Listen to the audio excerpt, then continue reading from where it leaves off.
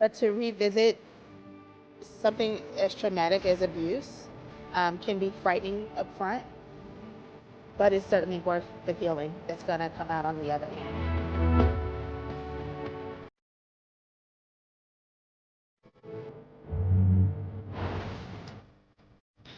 Well, hello there, folks. Happy Wednesday, and good morning to you, or good evening, depending on where you are in the world. I am just checking in with you all today to see how you're doing, what's working, what's going well, what are you celebrating today? And I also wanted to share with you some questions that have been on my mind as a result of a recent conference that I attended. The questions that you can see here at the top, how do we reframe the world we received? How do we, how do we check in about the labels that we received and the expectations that have been placed on us? So all these questions were given as a part of a talk that Rev Angel Kyoto Williams was delivering at the Neurodiversity Conference I was recently at. And I really resonated with those questions. I think these questions are core and central to a lot of the work that I do. It's all about helping survivors of trauma look at, first of all, the world, the experience that you received. What are the circumstances of your life? And how do we begin to take those circumstances that we didn't have any choice or any say about and begin to reframe them in a way that instead of feeling victimized by those experiences, we feel empowered. We begin to own that experience in a way that puts us in the position of authority and autonomy and ownership and authorship and all of these sorts of things. And alongside that certainly are the labels that we have. We can get stuck in labels like victim or survivor, or even beyond survivor. These can be helpful and beneficial in understanding a framework, but they can also become limiting. And boy, we can have all sorts of labels that we have either put on us or maybe that we've taken on and chosen for ourselves. Common labels that survivors of trauma find themselves in are things like worthless, the outsider, the scapegoat, the not good enough one.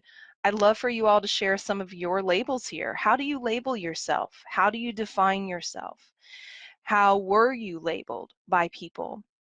And then we have labels that get into things like gender identity and race and sexuality and all sorts of things. And these are also helpful and beneficial, but they can also be limiting because we find that with any of these labels come expectations.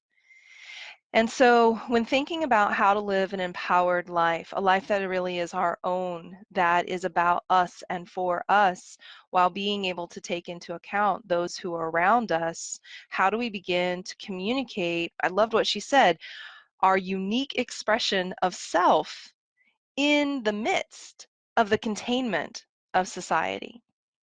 How do we do that? And one way that we do that, that she offered and I agree with, is mindfulness. And particularly mindfulness, I'm going to read this so I don't mess it up. How do we remember what matters as others try to tell us what to pay attention to? The solution? Forget the boxes and labels. That's a tall order. That's a big request because we are taught in this world to label and to define, and that to do otherwise would be naive. This is something that I work on very specifically in the Beyond Surviving program with my clients. It's all about beginning to look at the ways that we've come to define ourselves as a result of trauma. Maybe some of those definitions were put on us or given us by other people. And how do we unbox ourselves? How do we begin to step outside of those labels? And so I do exercises with my clients to help them towards that end. But one very simple way that we can do this and that you can take on and try out this week is to first of all name and identify the labels. What are the boxes that you're in? How do you define yourself? How do you feel contained by society? And then begin thinking about what labels you might like to choose instead, and begin experimenting with that. Just let it be an exploration and a curiosity. Wow, I always have defined myself as the caregiver and the one who has to take care of everybody else. What would happen this week if I defined myself as the independent one or the self-care giver and turned that attention towards myself? Okay. So just sending you some loving encouragement today, to keep going, to keep trying. Every day, every moment is an opportunity for healing and discovering your unique self. You, each and every single one of you, are beautiful and wonderful and amazing people.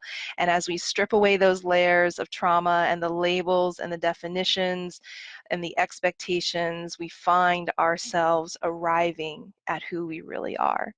So cheering you all on and standing with you. And as always, if I can be of any help to you in that journey, please don't hesitate to reach out.